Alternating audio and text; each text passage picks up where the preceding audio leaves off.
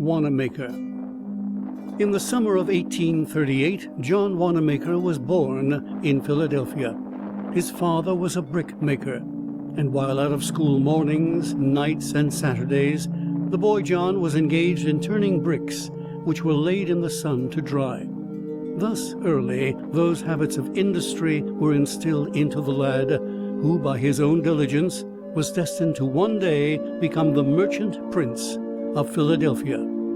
A few years later, school was abandoned for steady employment, which was found in a store 4 miles from his home, where he boarded, for he had not the means to do otherwise, thereby walking 8 miles per day, aside from his duties at the store, receiving $1.25 each Saturday evening. Think of it, working hard all the week, walking 4 miles night and morning, in all 48 miles per week, and receiving only $1.25 salary for the entire week's work. Afterward, he was employed in a law office, and still later we find him in a clothing store at a salary of $1.50 per week. Here he seemed to find the calling which suited his taste, and he cultivated a pleasing disposition. People liked to trade with the young clerk. Of course, this faculty, coupled with energy, would soon bring recognition, and it was not long before he was called to responsible positions. Another strong feature of the success of John Wanamaker was that he lived on less than he earned and saved the balance. In 1861, he had saved several $100s, and as he had earned a reputation for honesty and ability, he was enabled to start in business on his own account. This firm of Wanamaker and Brown was situated at the corner of 6th and Market Streets. Mr. Wanamaker kept the books. The firm hired no superfluous help. Everything that they could do personally, they hired no one to do. A firm which possesses ability and follows such business rules will succeed. Notwithstanding that the times were unusually shaky, they prospered.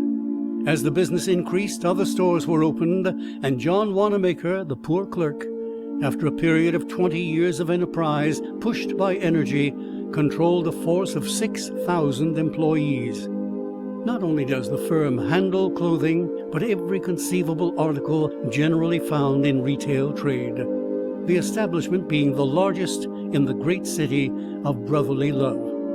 How pleasant it is to see men to whom God has bountifully supplied money, using that means for the good of their fellow creatures.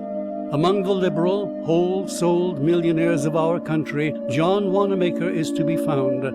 Although carrying on an immense business, he has found time to establish Sunday schools, solicit money for the Young Men's Christian Association, and has contributed to these personally over $100,000. John Wanamaker is a philanthropist. One of his favorite schemes has been to go into the vilest neighborhoods, establish a Sunday school, build nice houses, and thus bring the locality up to the plane of respectability.